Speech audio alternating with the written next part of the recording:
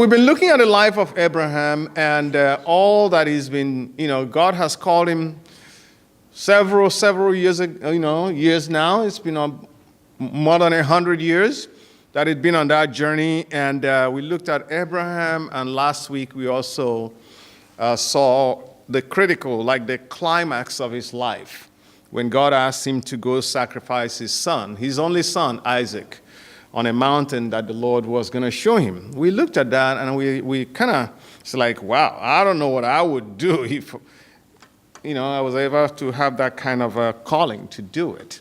But we agreed that ultimately what is most important is our lives. Once we give God our lives, everything else is easy to give to him. If we're having a hard time giving our lives, then everything is difficult. We can't do it, right? But giving God our lives makes it easy for us to surrender whatever it is that we give to him, knowing that anything that we put in our hands is like you getting the best insurance. Once you put anything in God's hands, you got the best insurance for it. And by the way, that is the insurance that you get to enjoy here. All the other insurances you have, life insurance. Now, let's talk about car insurance, for instance. That means your house got messed up or your car get messed up, and then they raise your rates. Isn't that how it works? Right? You get life insurance, well, as much as you love your family, it only kicks in when you die. You don't get to enjoy it.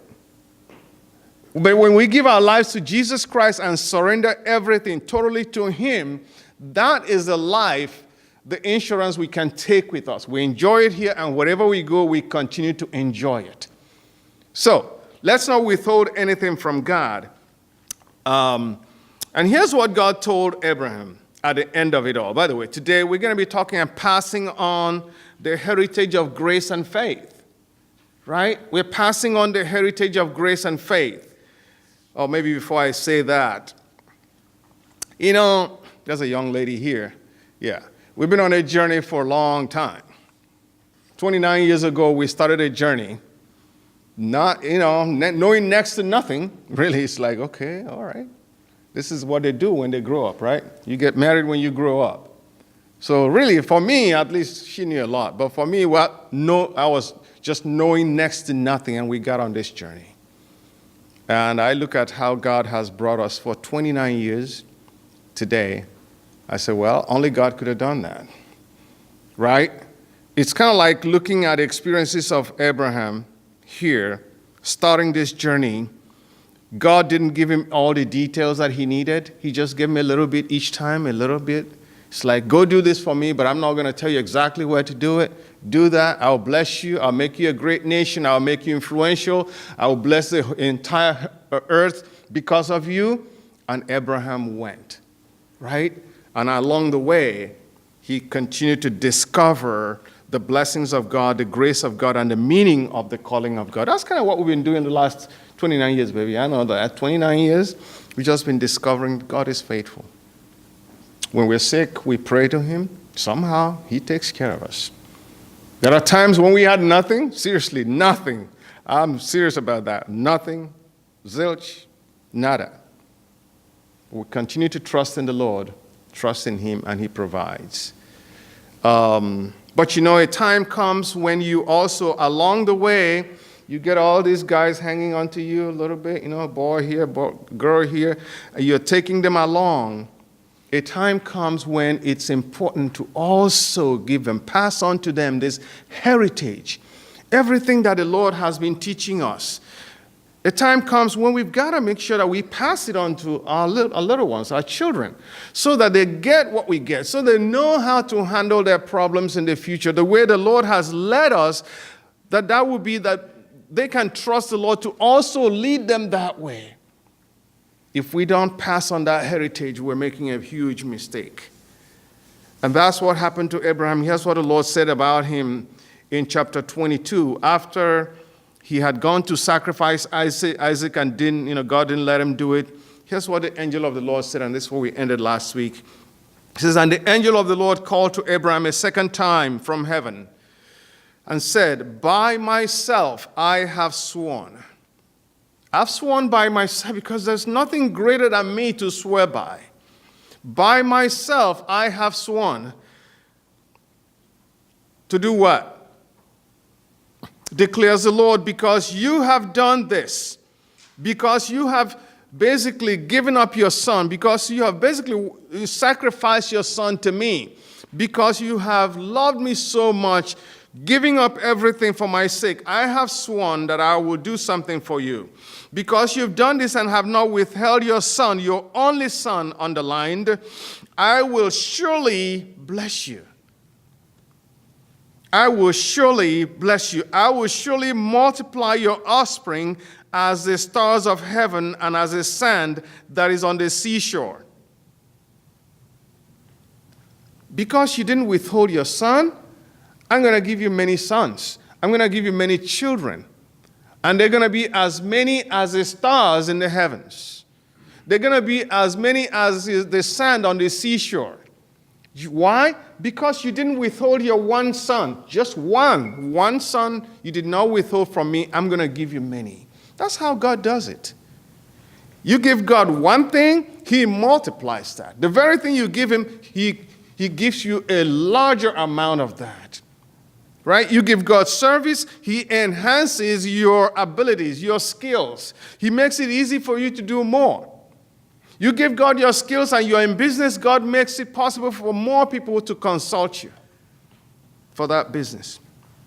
You give God your time, all of a sudden you find out that the stuff you would have done in 20 minutes or 20 hours, you find yourself being able to do in 10 hours, in 5 hours, because you've given God your time.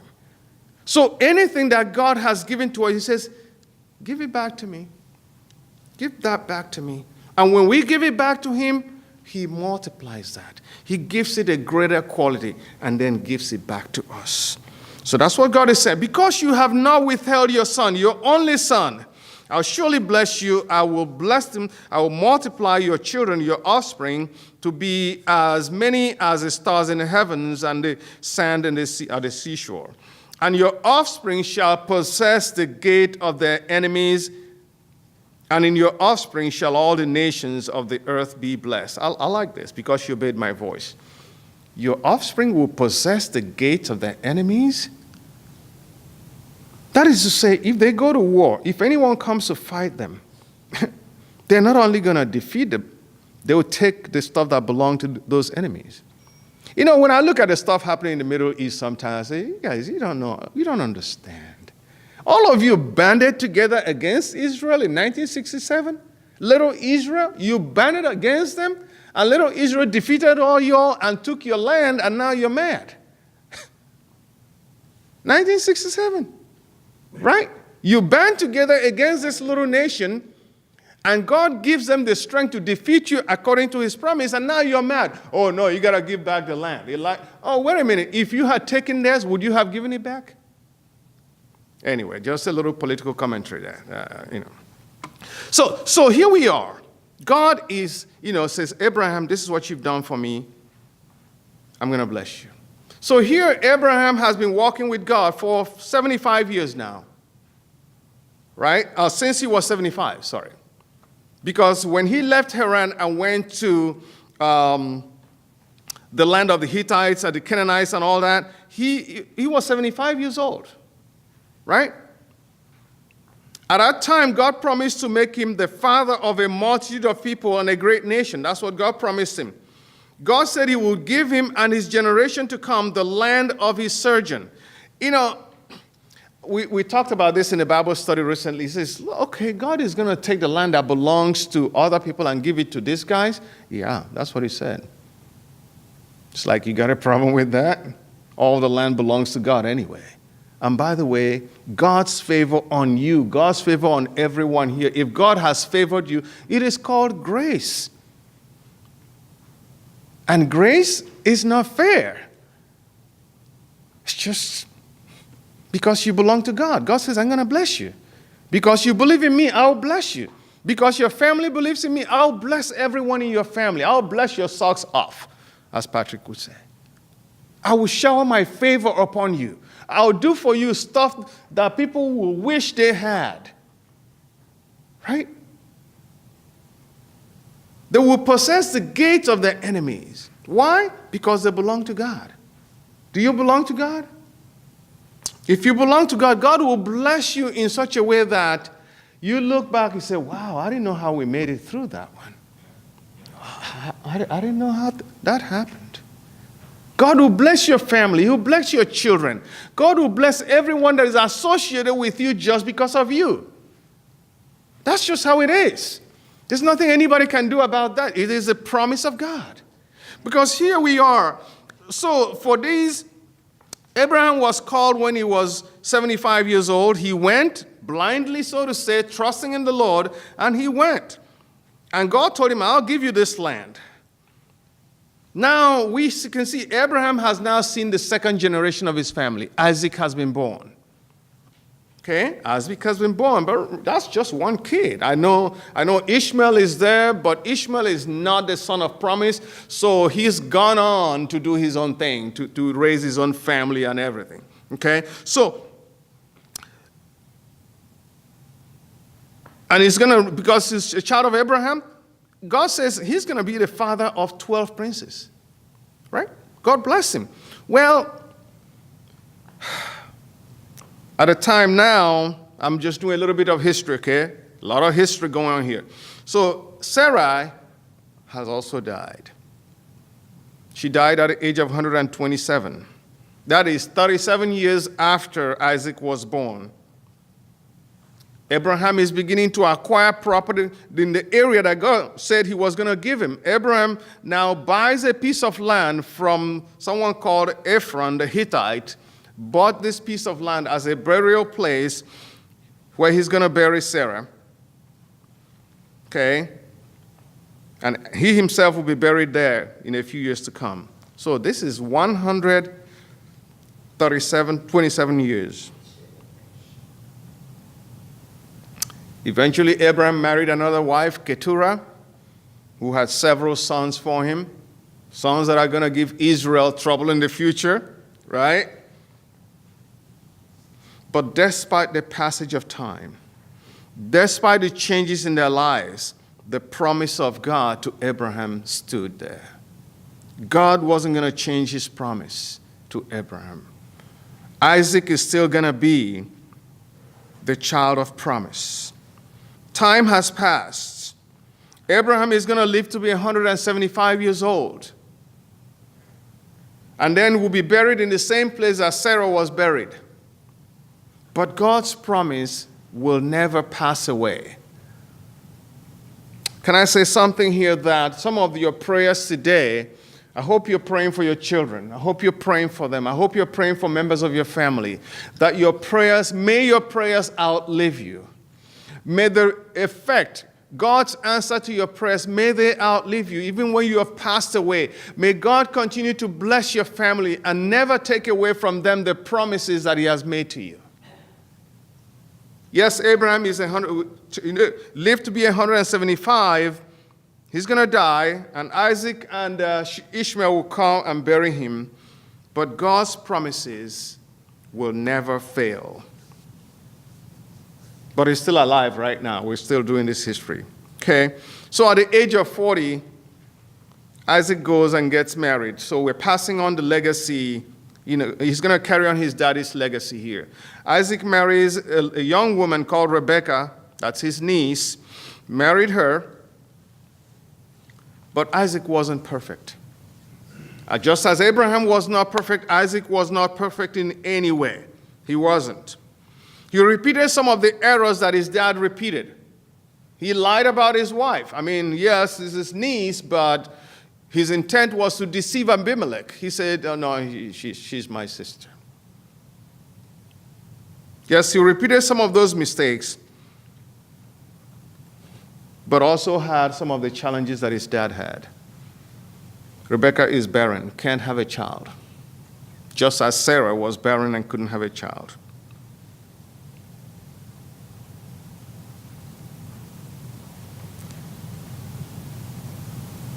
But here's one thing to note. We don't have very young kids around here, but let's remember this as their daddies, as their parents. Let's remember this. That even though Isaac was enjoying the grace and the blessings of God, the favors of God, even though he was enjoying all of that, guess what? Isaac still needed to fight his own battles. Isaac still needed to learn to trust God. He needed to learn to walk with God the way his father Abraham had been walking with God. Yes, you got the blessings. Yes, you got the heritage, but you still learn to fight your own battles. Right? Every generation has to fight its own battles. We're fighting our own, and because our life is not over, we can't stop. We got to continue to fight until we lay hold of the reason for which God has laid hold of us. We've got to fight. Yes, we can think about Paul and Peter and all these great people, but guess what? I've got my own fight, and I've got to fight it and win it. In your family, you've got to fight and win the battle based on the promises of God. Isaac here, 40 years old, gets married. His wife, very beautiful, everything going for her, blessed by her family, but here she can't have a child. Isaac needed to experience God personally, and I said this so many times. Each of us needs to experience God in a personal way. You're going to have your own battles, trust me. You will have your own battles, and when those battles come, it is time for you to prove that God is true. You've got to prove that God is true. You can't live on someone else's own testimony. You can't. In fact, you have one experience today. You experience God's victory there. The next day, another battle is coming, and you got to experience God's victory too. Right? Back was hurting for, what day was that? Was it the 14th or the 16th? All of a sudden, I couldn't bend down, couldn't do anything. It's like, oh man, it hurts. What did I do? I didn't do anything. Just woke up in the morning, bent down, couldn't get up. I said, okay. God, we got some work to do here. Got into the shower, couldn't get out. Just bent over like that. That was the most comfortable position. I couldn't stand up, couldn't bend, but bending was a little better, so I was like that. My wife here, boy, 29 years ago, my verse was, 2 are better than 1. For when one falls, the other lifts him up. That was my verse. She's a fighter. So she saw me, I don't know if I called her, she saw me that way, and she started fighting. Big time. Started rebuking that in the name of Jesus Christ and telling the pain to get out of my body. She still got a cell phone on her hand to call 911 if it became necessary. But anyway, she was fighting, okay? So the thing gave me a little relief. I say, you know what? I got to go to work today. I know I can take that day off. Legally, I can. But I say, you know what? The devil is trying to put this on me today. I'm not going to take it. I'll go to work. Hurt all the way to work and back and everything. See, hurting. Continue to hurt. And every day I say, I will not have this. It will go away. It's not going to be there. God, the way you healed my shoulder is the way you're going to take care of everything else. It was still hurting. I gave a testimony because he relieved me on that day, and following day came back. Crazy. Been hurting all this time. Yesterday, all of a sudden, was the first time I was able to bend all the way. I couldn't even do this before. I was able to bend all the way down and get up. I said, man, feels good. But it's a battle. So when the devil throws something at you, don't just say, oh, well, that's just, no. Sometimes, especially when it comes out of nowhere, you've got to say, God, okay, here's what your word says here. It says, Jesus himself has carried away all my infirmities and carried away my diseases. God, that's what you said. I'm going to stand on that. And by the way, you also said that you not only forgive all my sins, but you also heal all my diseases. And you said that the prayer offered in faith will heal the sick and God will raise him up. All right, Lord, here we go. So what I'm saying is that you've got to fight. You've got to fight on the basis of the word of God. Trust the Lord.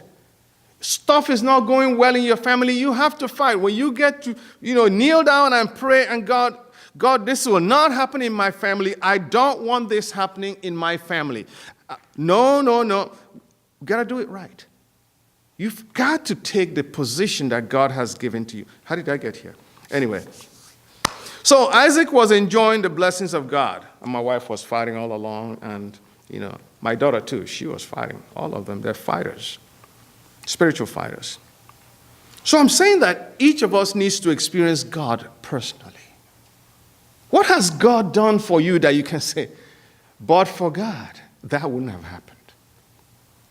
When you think about your life over the years, is there something you can hang on to and say, God did that? I know that God is a healer. I know that God is a provider. As Abraham experienced last week, Abraham said, yeah, God is a provider. On the mountain of the Lord, it will be provided. He proved that himself, right? So what has God done for you that you can say, I know for sure God did that? So here we go. Isaac needed to experience God. And I'm sure that since Abraham was still alive, he must have been helping Isaac and Rebekah and say, you know what, son? Hey, your mom and I, we went through the same experience. We had no kid for a lot of years. This is how we did it, though. We trusted God, even when it looked impossible. I'm sure he must have, I feel it's not recorded in the Bible. I'm sure there must have been a time to share with them. Is that something we can do with our kids? Yeah. Teach them. What has God brought you through that you can teach those little ones and say, you know what? I can assure you that God answers prayers. And if you're not experiencing anything, you got to experience it. Go back to the Word and stand on the promises of God. So I'm sure he encouraged them how to handle childlessness. Think about it. Same fate, but they had different challenges, different battles, and different victory experiences. And because Isaac had learned from his dad, I believe, we are told in Genesis 25, verse 21, that Isaac prayed to the Lord for his wife. Isn't that good? When your kids have learned to do the things you did in a good way, when they've learned to depend on God the way you've been depending on him. Here is Isaac. Where did he learn that? It says, Isaac prayed for his wife because she was barren. And what happened? And the Lord granted his prayer. And Rebekah, his wife, conceived. Right? God was already going to bless him. He already said, I'm going to make you a father of a multitude of nations. But the only way he's going to do that is that your wife has to produce some kids. So he prayed. And I don't know what your own challenge is. You got to pray like you've never prayed before. He prayed and God responded by giving him 2 children. Okay? Esau and Jacob. Isaac was 60 years old then. Well, let's do the math. If Isaac was 60 years old, it means that Abraham was how many years old? 160. Right? So now Abraham has seen, we're going to get to that. That means Abraham lived to see the 3rd generation of his family. He didn't get to see the 4th generation. Okay? You see these guys. And he's going to stick around until these kids turn 15 because he died at 175. So Jacob and Esau must have were 15 years old when Abraham died. And God said this about the children when they were about to be born. He revealed something about them.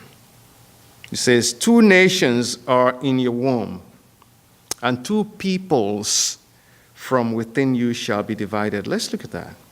He didn't say 2 boys are in your womb. God didn't say 2 boys. He says 2 nations. 2 nations. Remember, you're going to be the father of a multitude of nations. So 2 nations are in your womb. God saw the potential in those 2 children. And I hope you see the potential in your own children too. Okay? That they are more than you see. That God has a great potential in them. They're capable of doing things that are so great, you will marvel. Because God has blessed them. He says, just before they were born, he says, 2 nations are in your womb. They're going to have problems though. And they're going to learn to fight their own battles. And two peoples within you shall be divided. The one shall be stronger than the other. The older shall serve the younger. Ouch. This is not it's not a good piece of news for either a Middle Easterner or a Nigerian, an American, or whatever. No, it's like, we want our first to be the leader, right? So here, Abraham, Isaac and Rebekah are looking at this. It's like, oh, man. But you think they did anything to change things up? Nope. But they are not the focus of the story right now. Let's continue with Isaac. So yes, not only that God has blessed Isaac with a child or blessing with children, but the promise of Abraham will now be passed on to them. Abraham has done his own part to teach his son how to depend on God. But God himself is going to renew the promise that he made to Abraham. He's going to renew that with Isaac.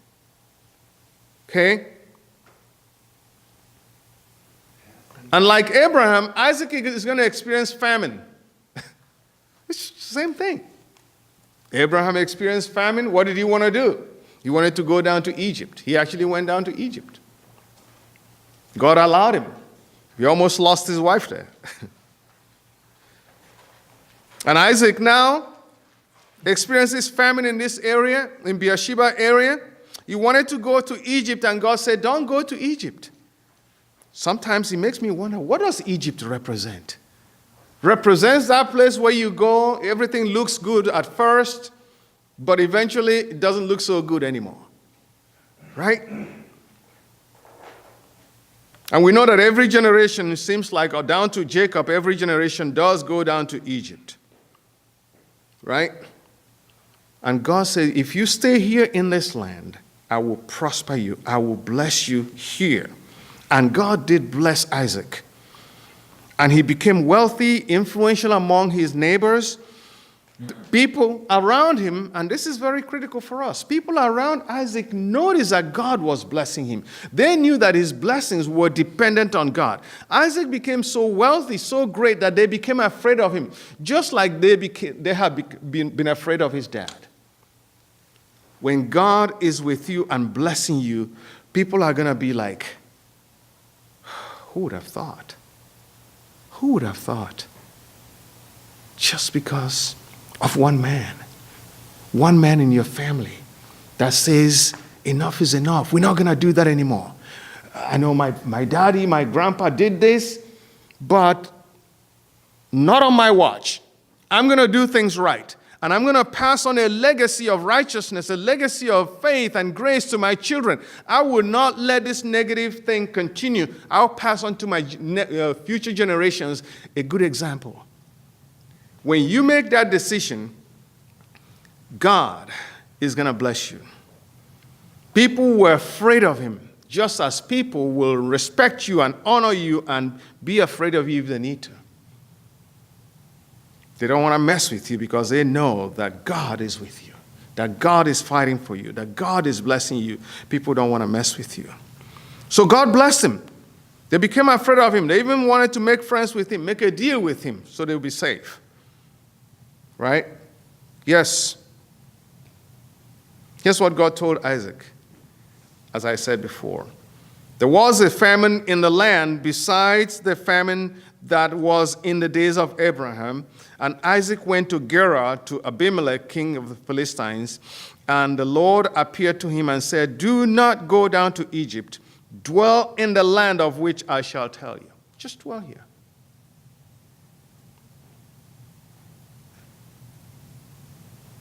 And as he was dwelling in the land, God is going to pass on this inheritance to him.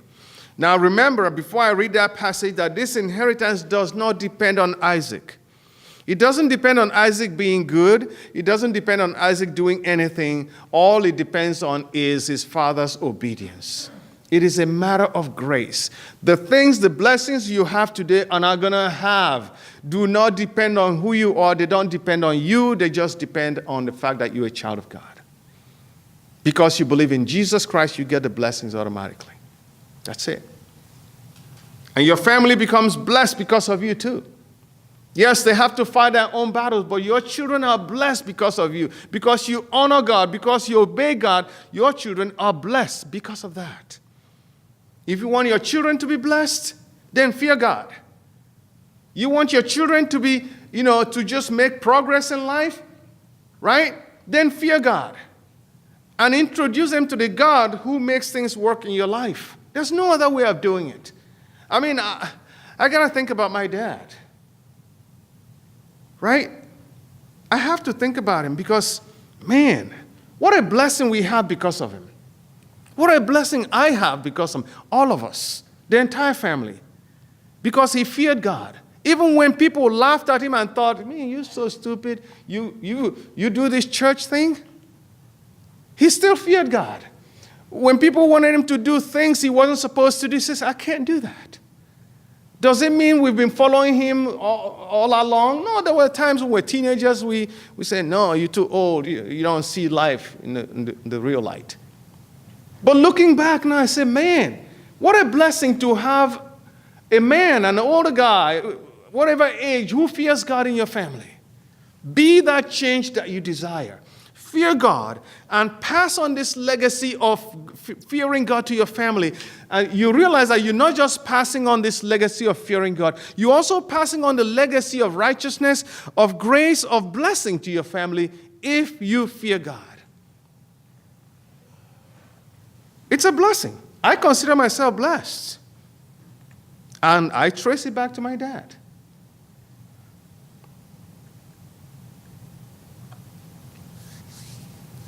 Here's what God told him. Sojourn in this land, and I will be with you and bless you. You just obey me, I'll bless you.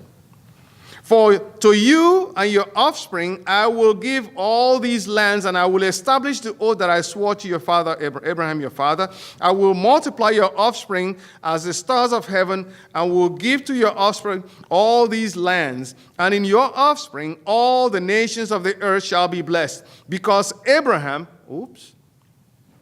I want you to fear me, I want you to honor me. I will give you all these things. I will bless you. I'll multiply your offspring. Right? These lands I will give, and through you guys, all the nations of the earth shall be blessed. Why? Because Abraham obeyed my voice and kept my charge, my commandments, and my statutes, and my laws. That's it. Because your daddy did it, and now you have a chance to obey me, I will bless you. Just do what I tell you to do. That's it. Oh, some of you might say, well, Pastor Uche, I don't have your kind of experience. I didn't have a daddy who taught me all that. Guess what?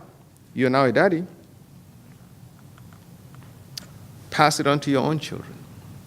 Discover God for your own self. Discover God for your own self in the scriptures and pass it on to your children. Not just pass on to them, show them example. This is how to be a godly daddy. This is how to be a godly father. This is how to honor God. You wake up in the morning, you pray, you read your Bible, and you do what God tells you to do. You do that, you're going to see, not only are you going to be blessed, but your children will be blessed, and your grandchildren will be blessed just because you feared God. That's how it works. Right? Because Abraham obeyed my voice, kept my charge, my commandments, my statutes, and my laws, because of that, I'm going to bless you. I'll multiply your generations. Because if I multiply your family, guess what? I am blessing Abraham. Because the promise I made to Abraham is irrevocable. So I've got to bless someone in his family so I can fulfill the promise that I made to him. Isaac, you're it. You don't have a little brother or anything. You are it. You follow my commands and you got all the blessings. Just know that the obedience of the father has a lot to do with the blessings of the children. That's God. It doesn't mean that the children have to go out there and run around crazy and do whatever they want. No, God will still whip them a little bit. But when daddies get it right, the children will get it. They'll get it. And by the way, unfortunately, Disobedience and faithlessness of fathers also have grave consequences on their children.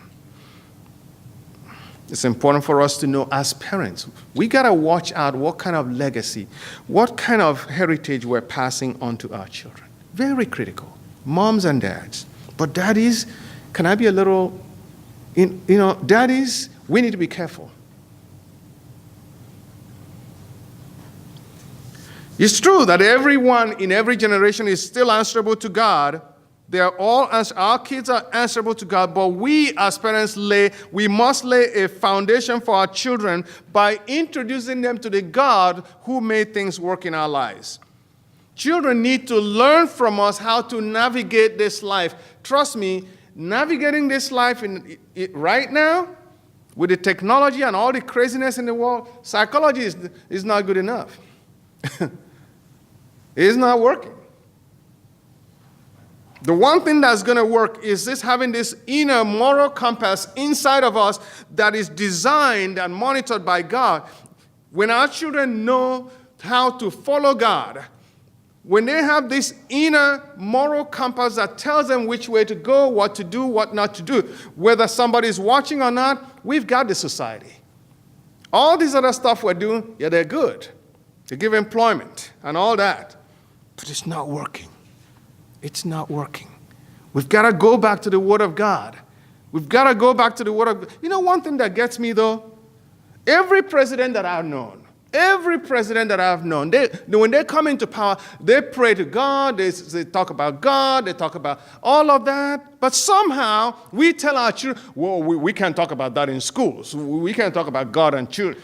Whoa, the presidents are praying. They're praying to God. Our Constitution says we hold these truths to be self-evident, that all men are created equal and are endowed by their Creator with certain inalienable rights. That is to say, we believe in God. That's what it means in a simple English. We believe in God.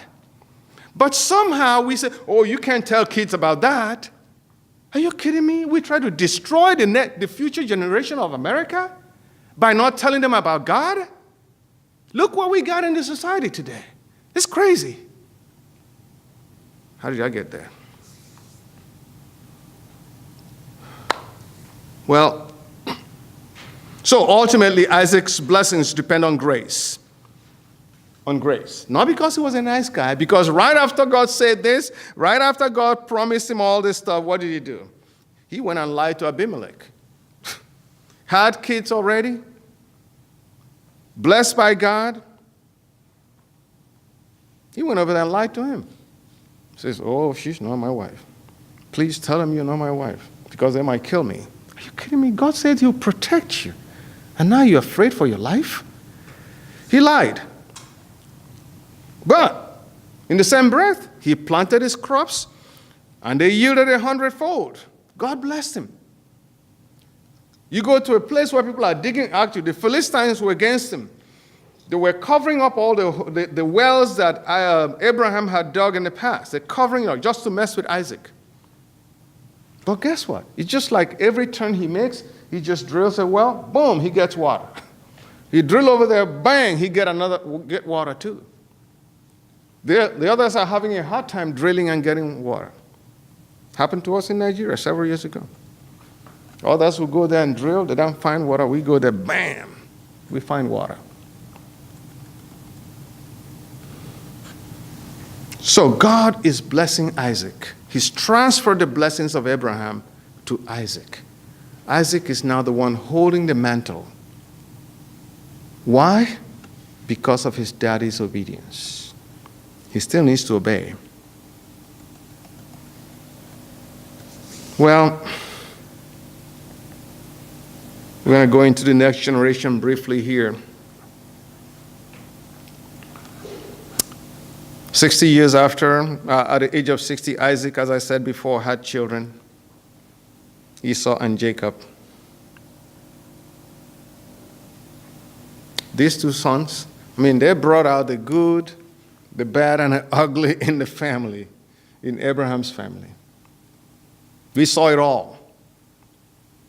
Intrigue, just deceit, lying, whatever.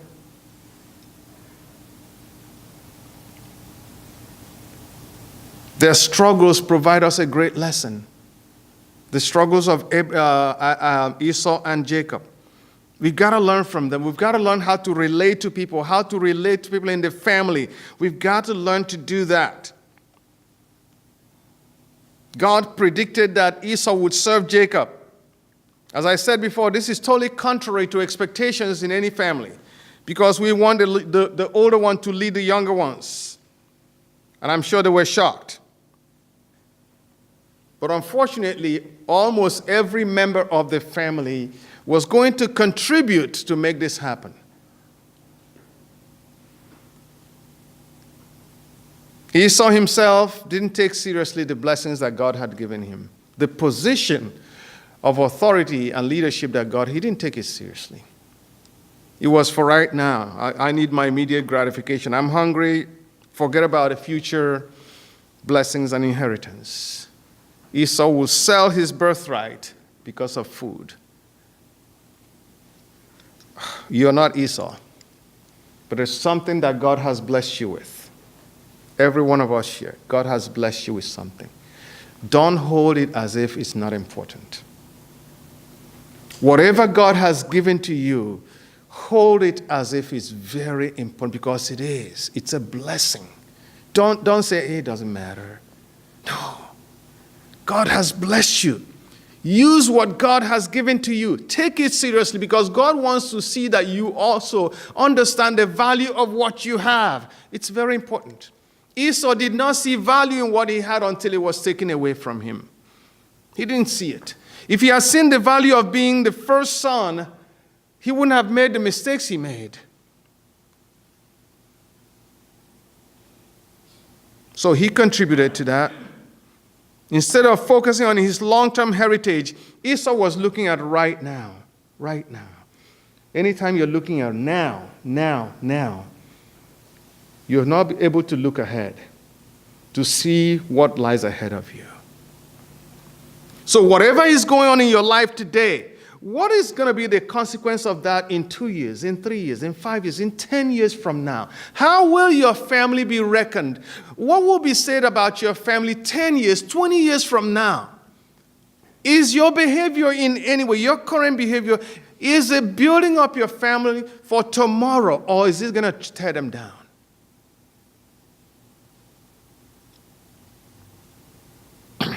That was Rebecca. That was Esau. For food. Psh. Rebecca, oh boy. They took sides, Rebecca and Isaac. They caused division in their family. Oh, I love this one better than I love the other one. This one makes some good stew. I love him for that. That's Isaac. Really? And this one here, Rebecca, was a master. That comes from the family. Very clever. And Jacob took after her. And Isaac somehow would tie his blessing to his children to food. Just make me some good food so I can bless you. What?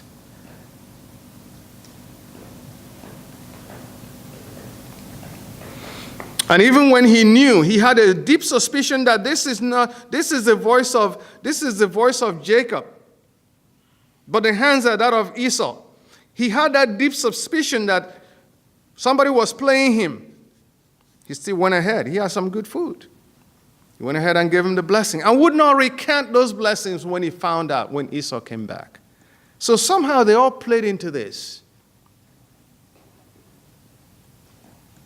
Well, God is going to use Jacob because he's a chosen.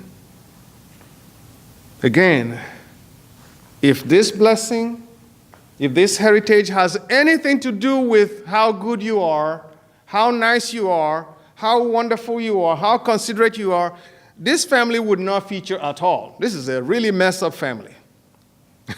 Really messed up. It's division and competition and all that going on. If that was it, if it was going to depend on how good they were, they wouldn't have got it.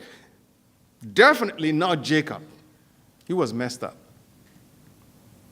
Seriously? You bought your brother's birthright with a little bit of porridge? So it didn't depend on merit. God's blessings to you, to me, to all of us, does not depend on merit. It depends on grace.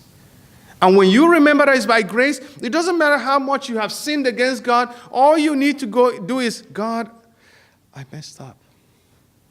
I shouldn't have done that. You don't need to be born again. All you need to do, I messed up. I'll probably mess up tomorrow. I don't want to do it. And he says he'll forgive you. He'll cleanse you. He'll restore your blessings to you. Because it's by grace. It's not because you're good. It's not because you're going to be good. You can promise God, oh God, after this one, I will never do that again. Don't even go there because you're going to. God wants you to just say, you know what? Sincerely, I messed up. And he'll forgive you. He'll cleanse you. He'll use you. As he's going to use Jacob. Look at Jacob, messed up guy. But Jacob, the way you are right now is not good enough. I'm going to clean you up. The way you're going, trying to control everything, maneuver everything, cheat everybody, deceive everybody, that's your MO. That's not going to work. I've chosen you. I'll use you, but I'm going to prepare you to be someone that I can use. Right? And that's what's going to happen here. So Jacob is not doing too well. So Jacob, like Esau, like Isaac, and like Abraham, is going to have a personal encounter with God. He's going to have it one-on-one with God. So that his life can also change. So that he can now talk about his own God. So that God will not only be the God of Abraham and Isaac, so he can also be the God of Jacob. Jacob is going to go through some transformation because his self-centered way right now, his system, is not consistent with God's own system of dependence by faith. Jacob is going to go through that. And by the way, all of us, if you haven't started going through that, you're going to. If you're going to walk with God, if God is going to trust you, he's going to put you through some process of cleansing. A process of, emptying you of yourself so that you can depend on him. Again, it doesn't depend on you. It depends on God. And here's what God said to Jacob, and we're going to wrap it up here. So Jacob has defrauded his brother. His mom played a trick on everybody. I'm going to send Jacob to Laban so he can get a good wife over there. Very good reason, but that wasn't the real reason. The real reason was for Jacob to escape from Esau, who was going to kill him. So Jacob is now on his way to his uncle Laban. Jacob left Beersheba and went toward Haran. And he came to a certain place and stayed there that night because the sun had set. Taking one of the stones of the place, he put it under his head and lay down in that place to sleep. You're going to have a good sleep, right? And he dreamed. And behold, there was a ladder set up on the earth, and the top of it reached to the heaven. And behold, the angels of God were ascending and descending on it. And behold, the Lord stood above it and said, I am the Lord, the God of Abraham, your father, and the God of Isaac. So far, I am the Lord, the God of Abraham, and the God of Isaac. Do you want me to also be the God of Jacob? The land on which you lie, I will give to you and to your offspring. Your offspring shall be like the dust of the earth, and you shall spread abroad to the west and to the east and to the north and to the south, and in you and your offspring shall all the families of the earth be blessed. Same blessing. The same thing that God said to Abraham, he said to Isaac, and now he's saying it to Jacob. Right? God is serious about his promises. He's very serious about his promises. Behold, I am with you. It's not I will be with you. I am with you. and will keep you wherever you go, and will bring you back to this land. For I will not leave you until I've done what I have promised you. Isn't that, I don't know, this sounds good. Jacob, it doesn't depend on how bad you've been. I know you did some crazy things. I know you're escaping right now. But I am with you. Do you ever feel like sometimes God isn't with you because of something you did yesterday, or 2 days ago, or last year? Jacob just took his brother's birthright, and he's escaping to save his bacon. Right? And God says, I am with you. And I'm not going to leave you until I have fulfilled to you the promise that I made you. So do you ever feel like, you know what? Yeah, God is with me, and he will not leave me. The promise that he made to me, he hasn't fulfilled it yet, so he's not leaving me yet, and will never leave me. That's his promise. I will never leave you, and I will never forsake you. For I will not leave you until I have done what I promised you. Then Jacob awoke. This is Jacob, who always depended on himself, wanted to do it but his own way. He woke up from the sleep and said, surely the Lord is in this place, and I did not know it. Yeah, when you go back home today, when you're in your room, surely the Lord is in this place. I didn't know it all this time, but I know it now. Surely God is here. I mean, have you ever been where you have something but you didn't know you have it?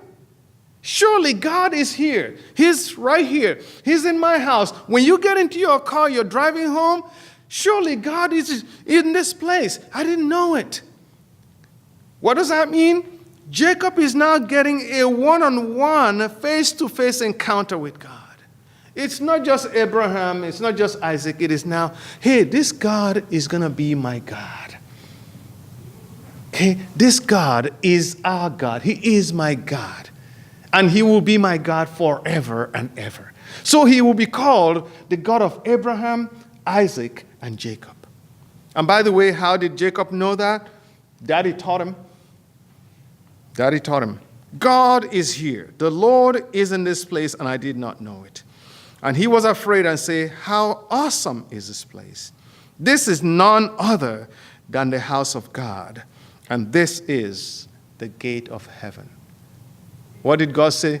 Hey, Jacob, you're making a little mistake. You're right. Where you are right now, yes, is the gate of heaven, but wherever you go, it's still going to be the gate of heaven. Why? Because you're there and because God is there. It doesn't matter where you go today. It doesn't matter where you go. After church today, or where you are Monday, Tuesday to Friday, Saturday. Wherever you are, God is there. And he will bless you. And I just pray that he will help you to open your eyes and see, wow, what an awesome place. God is here, and I didn't know it. You know why? He's there because you're there.